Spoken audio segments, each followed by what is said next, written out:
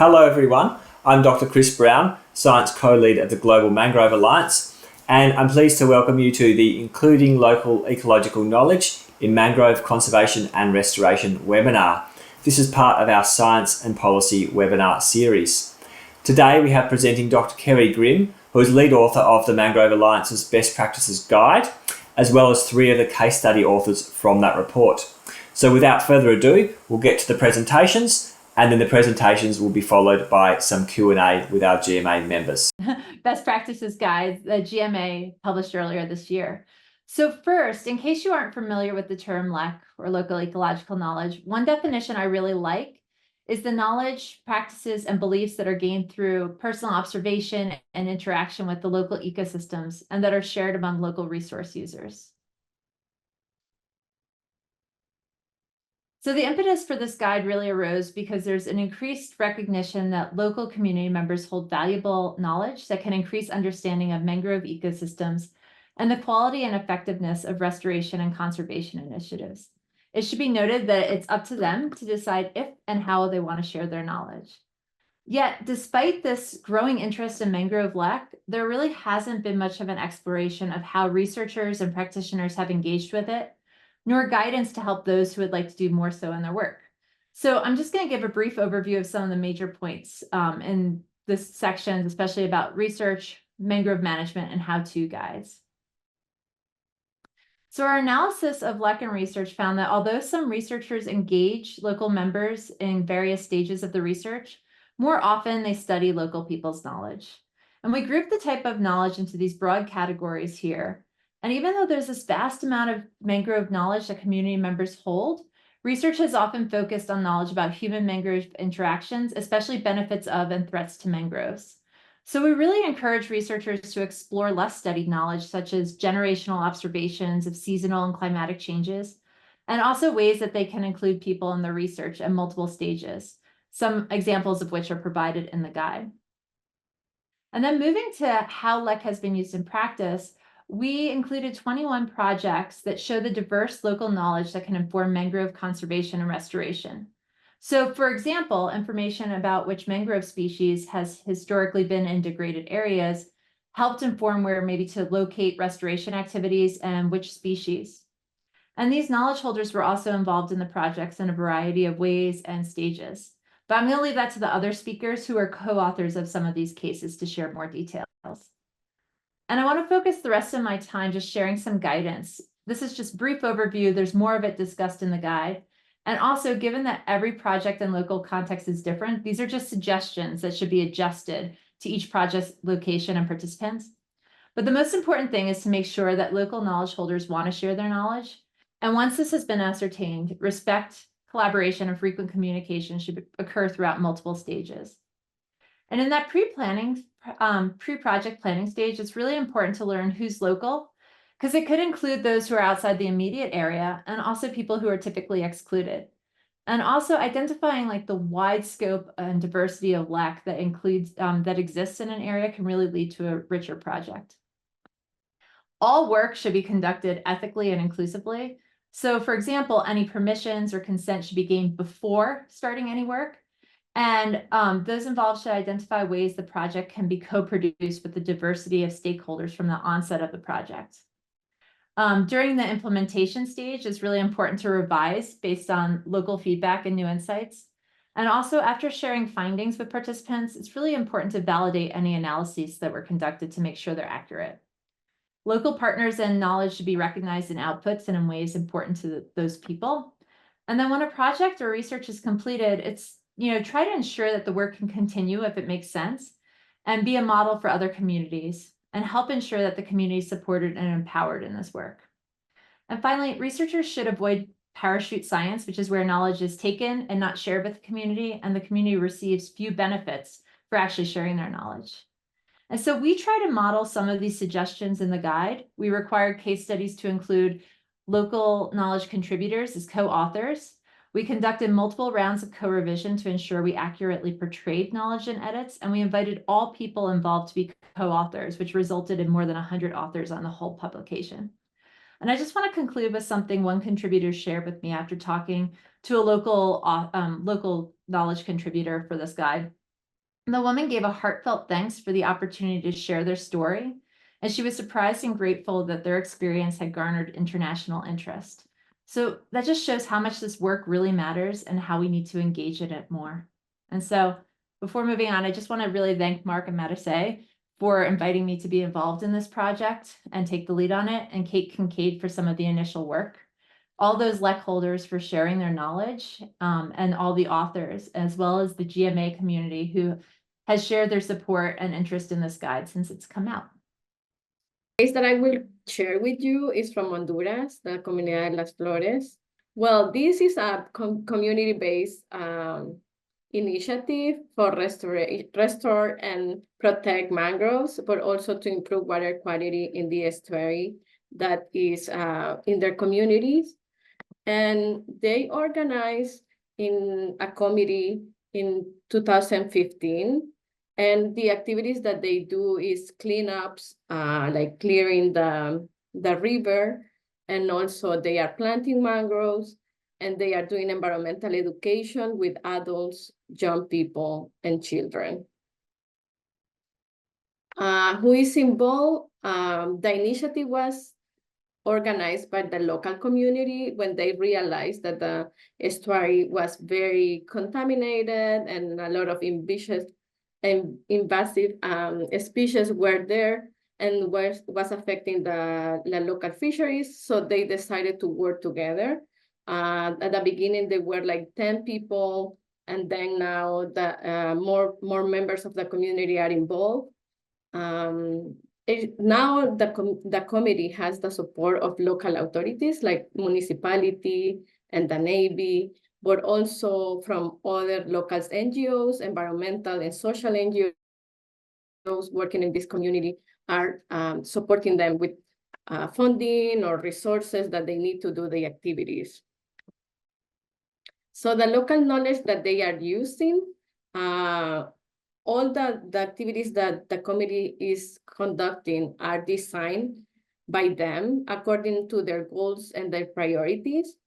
And I want to highlight that most of the people that is involved in this initiative are women. So what they do is that they do the cleanups and the planting on Sundays, so they can bring the kids because the kids are not at school. So that is a very gender consideration, especially in conservation efforts, that we need to take into account household dynamics and that time burden that women have with domestic activities and in childcare. And yeah, so they are accommodating these conservation efforts in the already busy schedule, and also trying to engage their partners and families, so they can achieve more cleaning in one event. So what they have achieved so far is the involvement of their partners, and also like their children, and motivate the young people that you saw that you can see in the picture in the book, in the guide. And they are also already cleared the half of the estuary, and they succeed to planting 70,000, almost 18,000 mangroves in the area.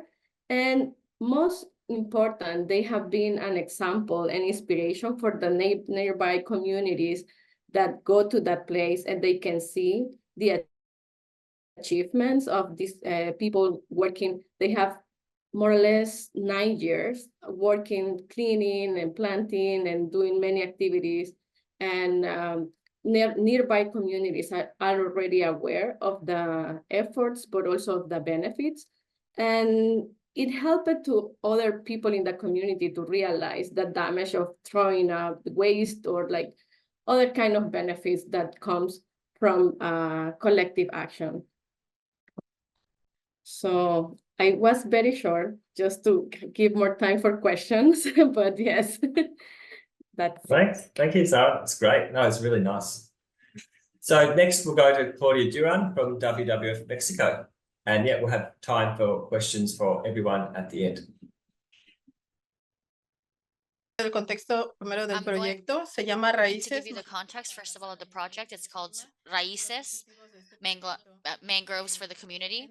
And this is the project. It's centered on the conservation and restoration of mangroves to contribute for biodiversity and overall the al cambio climático. municipalities and the communities for the benefit given this climate change. And at the same time, solutions and giving financial solutions for the community, and with the idea that the communities that are in the center of this and that the benefits are for them, working in their well-being through ecosystemic services, through well-being, through community, and working with companies in environmental work.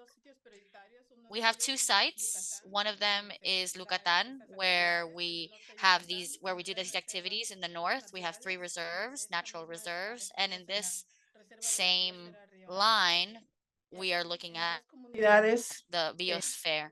And here in San 2 Felipe y Río. communities, these are San Felipe and Rio Garto. We were able to work with the honey of the mangroves to strengthen the community, and it's an activity that is completely eco-friendly, and it also promotes benefits for the ecosystem.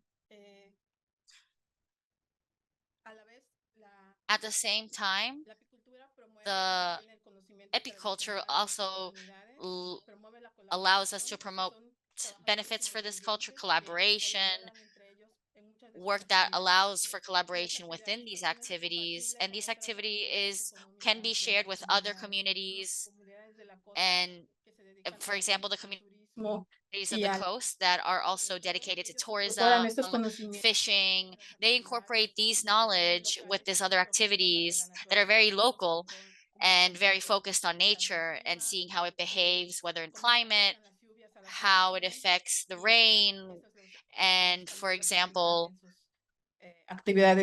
other things that they also apply in their activities with the bees.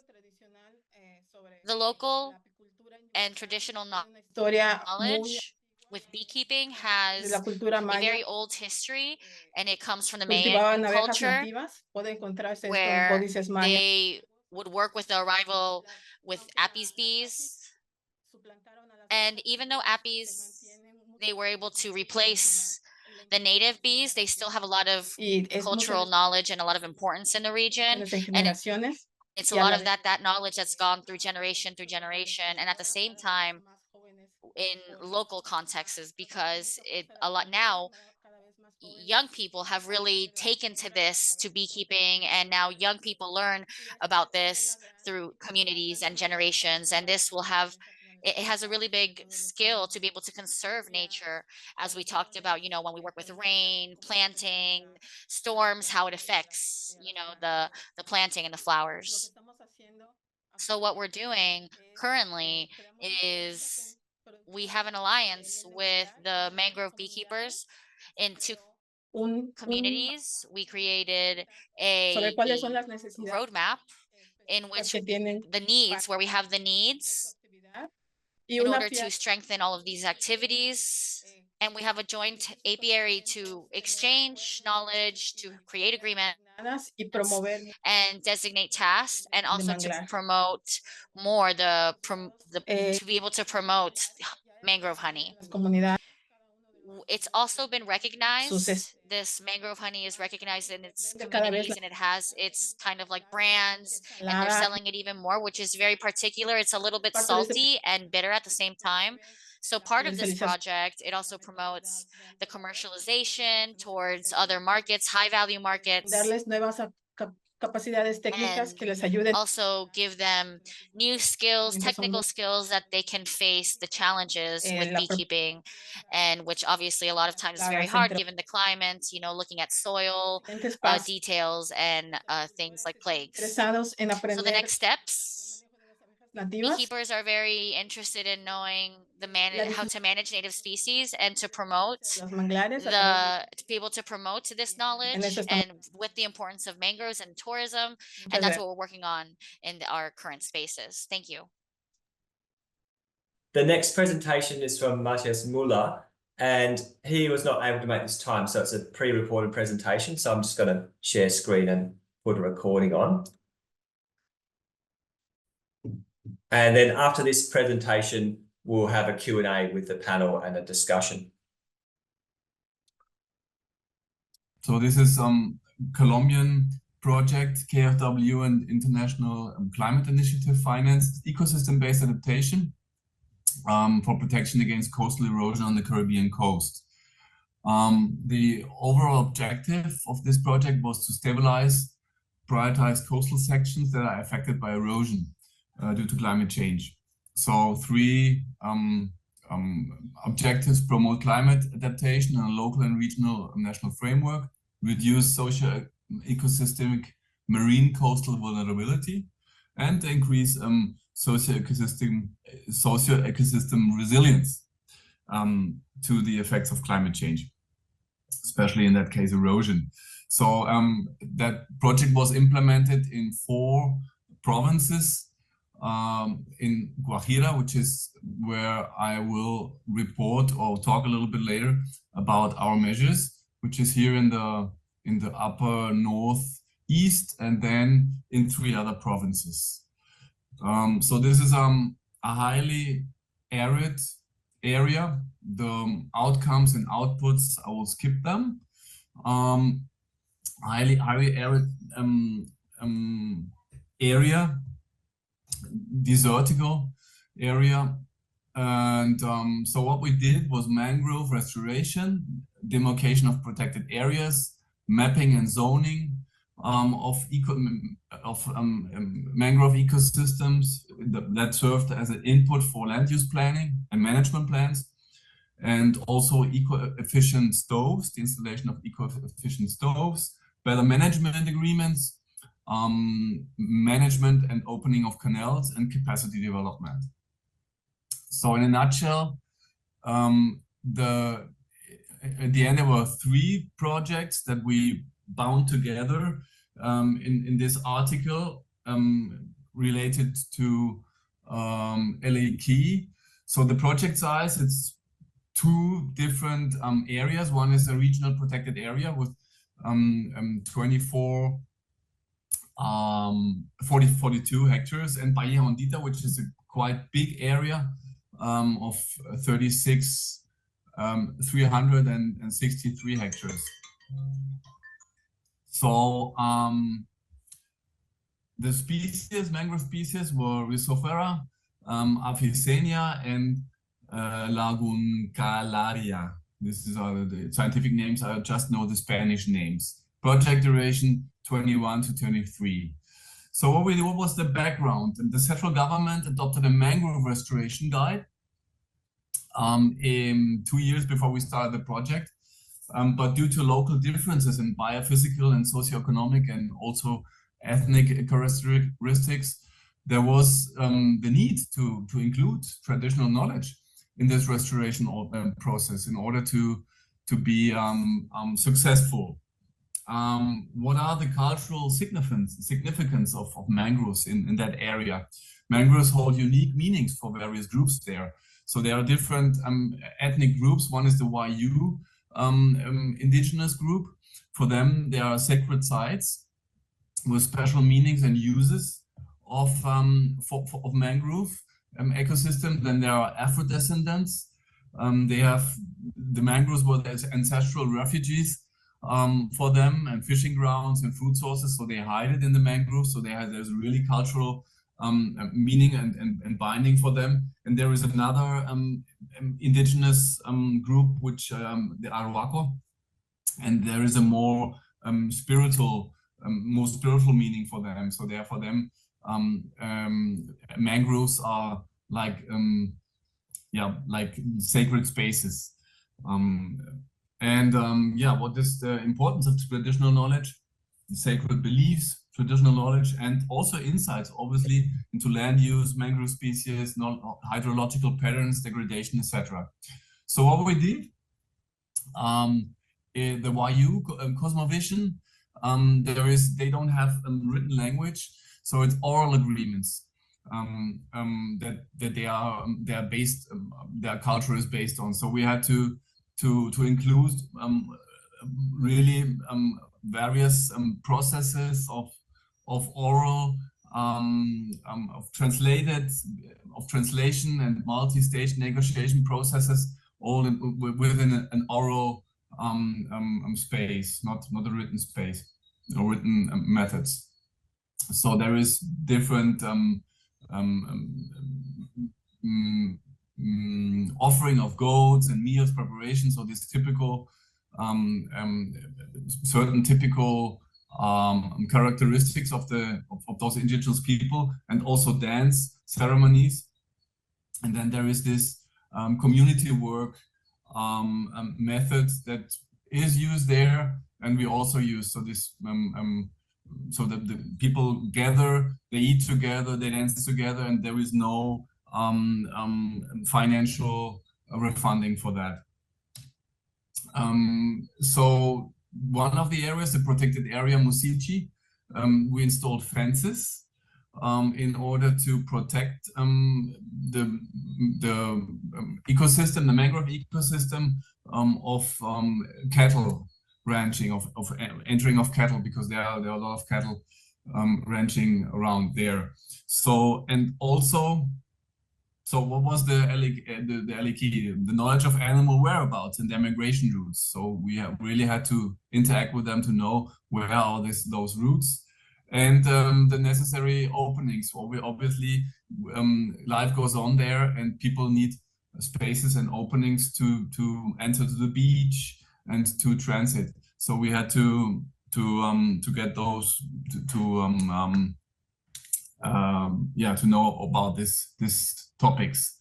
Then the other measure was opening of canals. So salinity is a big problem there. So the regulation of salinity was done by the opening of canals. So the local knowledge was they really knew or know about behavior of natural marine excesses. So where the water comes in general, because that changes every year. Seasonal changes of winds, tides, currents, etc. And also of the areas of salination, where and the grade of salination, and which kind of species grows in which area, which is completely different. It's a relatively small area, but different species have grown there, and as a foreigner from outside or from the capital, you don't know. So these are some pictures about the canals that were opened or by hand. So you see a lot of dying or already dead mangroves. That's due to salinity. This was before, or right on the opening. I don't have any pictures right now, but that was 10 months ago, so it has changed already. I want to thank all the participants of this project. First of all, the national government, the Ministry of Environment, obviously the regional agency who was leading this, environmental agency who was leading this implementation process, and all the participants and community members who helped us really to make this a success story and to contribute to enhance this general restoration guide that was written and published by the national government, and that will be. Right, thank you. So that was Matthias Mueller. He's a consultant with CDM Smith and was part of an international project on mangrove restoration in Colombia. So we'll go to the Q&A now, and the first question's for Sara, if you're ready, Sara. The question was about whether you received any pushback from the community or other barriers regarding this initiative. Yes, definitely there were pushback, and especially because it was a very small group that started the initiative. So they were starting to talk with the people to don't throw the waste in the river, but also like not cutting the mangroves. So it took some years to reach the point of having the support, or at least the respect, even if they don't participate, but they still like take care of the plants that are already in the estuary. I think that was a big pushback. One thing that helped us to move forward was the support of the municipality. Like they gave us tools, but also enforcement kind of activities. The Navy is also helping us with the planting activities, and like a few times going to the area to see how the plants are growing. And in the last 3 years, we are working very close with schools and high schools and education centers. So that is helping a lot to create more awareness among the broad community. Yeah. Yeah, I mean, that community education and education of children has come up in several of our webinars now. It's a great one. Kerry, is there any general guidance you have about how it's a common issue that you get pushback from communities, or people have seen government come and work before and they're disenfranchised with that? So does the guide provide any advice, Kerry? So in terms of that pushback, I think it focused more on, I'm trying to think about, like, it focused a lot on kind of how to garner support, but not like we want to bring people onto our project and do what we want. It was much more focused on that idea of how do you even go in and say, hey, what do you want? Like, so starting at the beginning and asking people what sort of ideas they have, what sort of needs do they have, and starting from that point especially.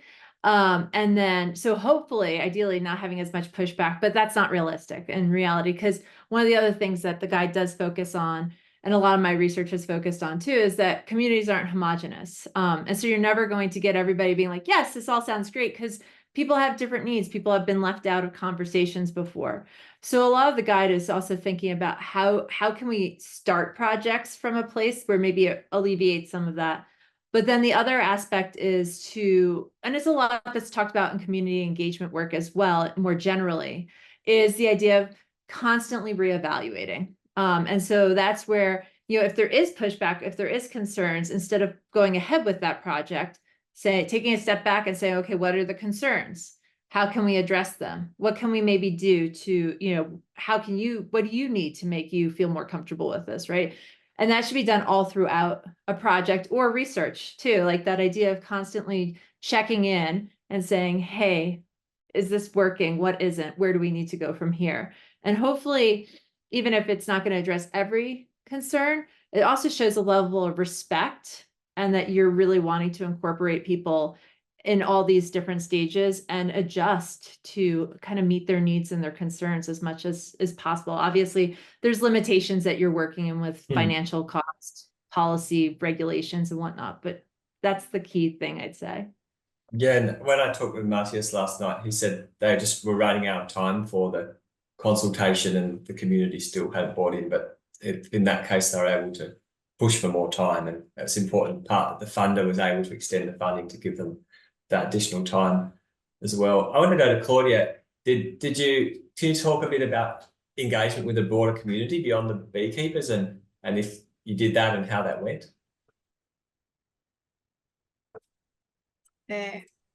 I'm sorry, once again, the question, I'm sorry, didn't hear. Yeah, just engagement with the community beyond the beekeepers, and if there was pushback from them, and how you worked with the broader community. Mm-hmm. Yes, we have worked with them in several activities, and also we are very close to them. There's no pushing back. They are very close locally with us, and we continue to work. Also, I wanted to respond some of the questions I just wrote. There are some plagues that the community are working with, like ants and beetles, and they use very friendly solutions to them. Oh, there's a question. Yes, sorry, I'll just clarify. There was a question in the chat about parasites in the beehives. Yeah. Yes, we have worked with exchange of knowledge between communities, as they have learned new solutions for them. And yeah, that also help with the relation with us, that is very, very close. Great, thank you. There's a question from Urias Taylor from Liberia. It's just a general question about how can we engage people in countries where governments aren't engaged in mangrove conservation, and this might be to prevent deforestation or prevent the loss of mangroves rather than restoring mangroves. And Urias talks about the case in Liberia where there's a lot of deforestation, but yeah, people don't seem to care. So, Kerry, do you have advice around how to start that process of getting people to care? Yeah, I mean, and it's always hard because one thing is the question of caring versus, and this every community is different, but sometimes they might care, but they don't have another option, right? So I think sometimes the first thing is kind of seeing what is the understanding, and also are there some challenges? Like, yes, we'd love to not cut down these, but we have no other option. We have no support, right? Because those lead to very different ways to approach something. If it's that we do care, but we have no other options, then the focus should really be on, well, how can we work to find other options if it's for cooking fuel? And I know, for example, the project in Colombia that Matthias was involved in, one of the big things they did was having eco-efficient stoves, right? And they really worked on getting that because then that reduced the pressure on mangrove fuel wood, for example, right? So I think that that's one thing, is seeing what are the challenges. And I know some people are do things like behavior campaigns, behavior change campaigns. And sometimes what that is changing the behavior is providing options that might be there. If it is that there's not an understanding maybe of the impacts of that, although sometimes there is that understanding, that local knowledge, sometimes that local knowledge has been lost over the years. Then there's ways to engage with education campaigns or just letting people know. But I think it really comes down to them providing other options and going to the communities and saying, hey, what do you need, so that we can provide the options that you want that actually address the challenges that you have. Right, thank you. Claudia, I'm wondering if you could talk about the beekeeping and if that, I mean, that's a positive use of the mangroves. Did that create engagement or awareness in the community beyond the beekeepers that helped with mangrove conservation in other ways? Yes, very much. Now the communities know way more about the importance of the mangroves, and also they want to work with tourism to keep spreading the importance of the mangroves. Well, it's a process. It's still, but yeah, there are more interest. Thank you to this new product that is being developed, the mangrove honey. Great, thank you. While on you, Claudia, there was a question in Spanish in the chat. I wonder if you could summarize that in English for us, and then we'll go to.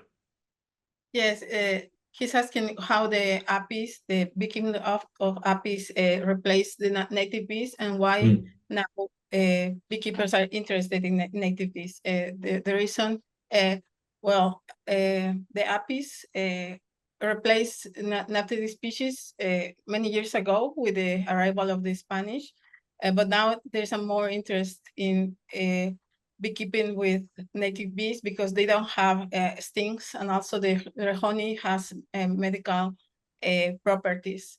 It's way more safe to work with them. Also, many women work with them because it's safer and they don't have to travel as much. So that's why they wanted to integrate it, and also because they want to spread more the knowledge about mangroves and the honey with tourism, because there's a lot of tourism in this area. In that way, they won't put in risk the tourist. That's the interest. Oh, great. Yeah. Well, I look forward to hearing more about that in the future. There's a question there about, maybe we'll go to Kerry first on this one, about some of the international organizations that we can link with to work on awareness of mangrove ecosystems. I mean, obviously that's part of the Global Mangrove Alliance as well. Maybe Maurice wants to answer this one as well. We'll go to Kerry first. Yeah, I was gonna say, and of course, the Nature Conservancy comes to mind because they contacted me for this, and all the organizations in the Global Mangrove Alliance, especially, so WWF, Conservation International. But I think one thing, not to say, I mean, great work, everyone, but I think the other aspect is also looking at some of the local organizations, local NGOs or regional NGOs or national NGOs too. Because I think, and maybe having that support of the international organizations, but there's a lot that is so specific to the local context, and sometimes some of those smaller regional ones also can have some insight that maybe at the international level can get lost. And so whether partnering with them too. So there's amazing work being done at the international organizations, and Matthias can totally chime in some other ones too. But I also just wanted to say that I think also looking locally and regionally is really important too, and building those connections. Right, thanks, Kerry. Maurice, did you want to speak to that as well? Yes, sure. So I guess putting together kind of a list of who to go to for what, it's something that we have in the works right now. What I've been doing as the membership lead for the GMA, I have an Excel spreadsheet that is in the works right now, but it highlights all of the GMA members and then kind of their areas of expertise, including those members that do a lot of education and outreach and advocacy.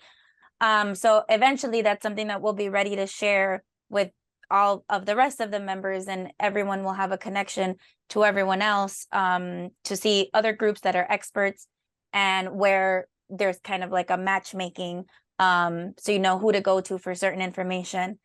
I did want to provide one specific NGO that I know of just because we work with them so much, is the Mangrove Action Project. They do a lot of community education for restoration, and they also go to schools, like their trainer. He leads our implementation group, and he's in Belize right now doing education with doing, I guess, education with the middle schools there. So that's something that they do a lot of, but there's many other GMA members that also work on education. Like to see. Yeah, I'll just say I put the contact for the Global Mangrove Alliance in the chat there. We often get emails, like I'm co-lead of the science working group, and if you have a question in the chat, whether you're a member of the Mangrove Alliance or not, if you put it in there, they'll find a way to get it to the right person. So if it's a question about policy, they'll send it to the policy experts.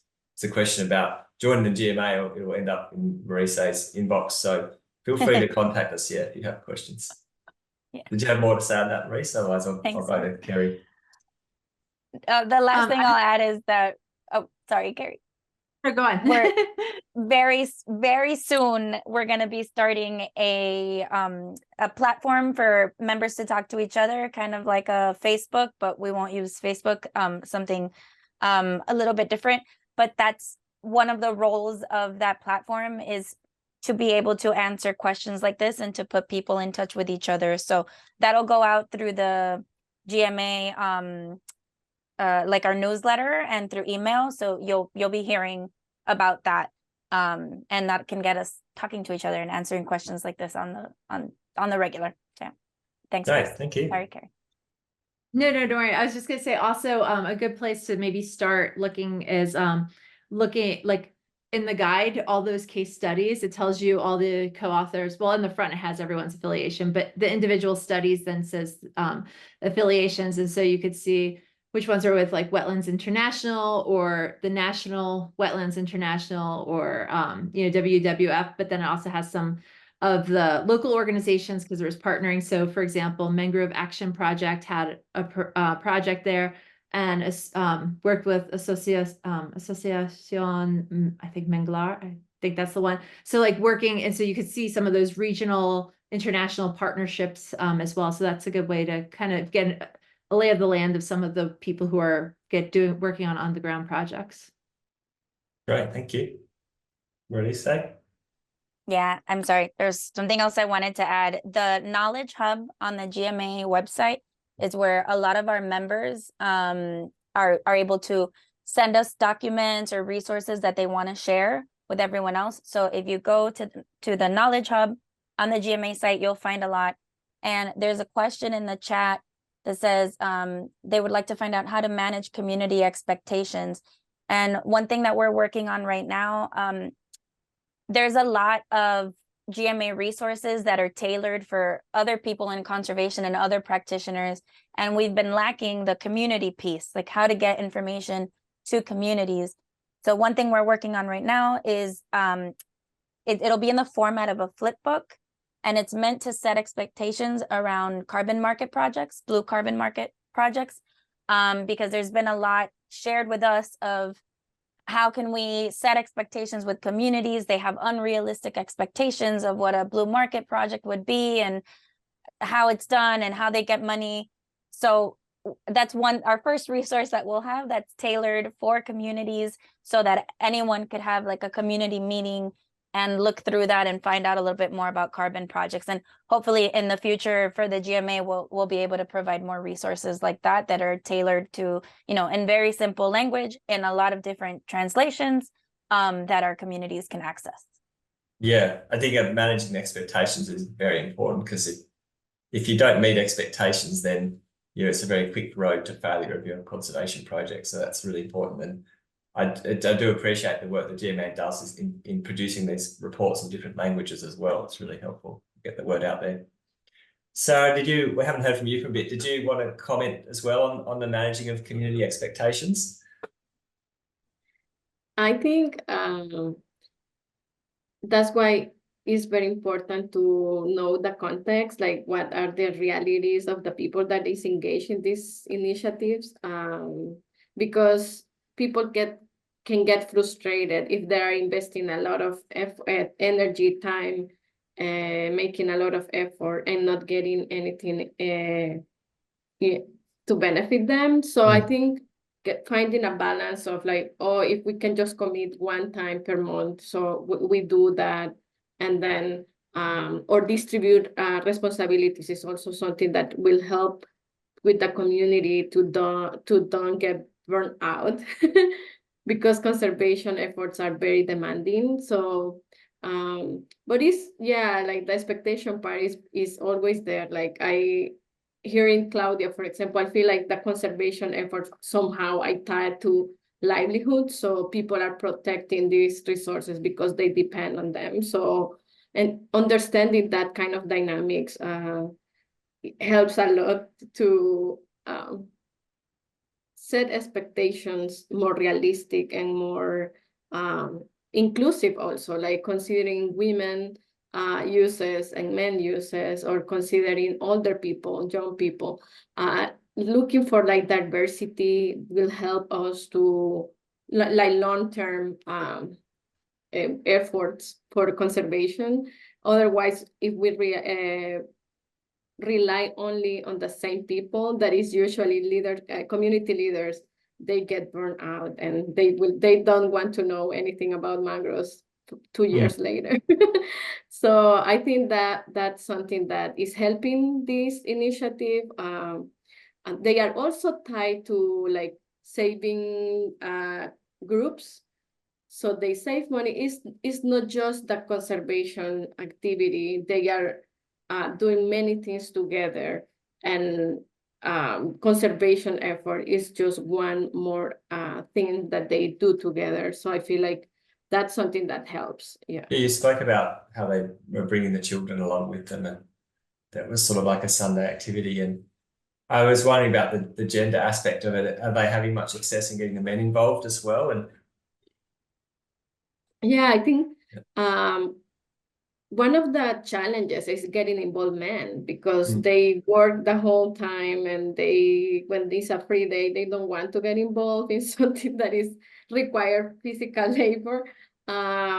So I feel like what women are doing in this community is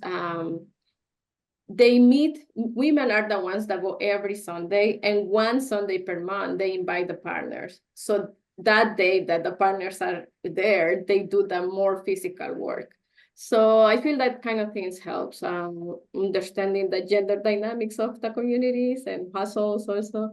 That's part of the local knowledge, I guess, is like understand the gender dynamics. Yeah. Yes, especially motivations, because we don't conserve for the same motives, like it depends on what we believe, what we hope, what are our expectations. So I feel like in that sense is worth it to work in a different levels with different stakeholders, like also like with the young people, how to inspire them to get involved and have a long-term picture, because, you know, when you are young, you just want to live your life, but seeing that others are also engaged helps. Yeah, thank you. We'll have there's one final question for Claudia again, a lot of interest in the beekeeping. So there's a question about, can you give suggestions for how they could start a project like that in a new place? How would you get started on setting up mangrove beekeeping? Well, if there are already beekeepers who are like, in this case, there were beekeepers that were more specialized in the forest, and maybe they can move slowly to the forest and start to explore what are the possibilities to produce mangrove honey in that area. Also working with native bees, it's still very in the early stages. There are some research here in Yucatan about different species and how they can produce in the mangroves. So that's what happened before, when it wasn't like a product of interest.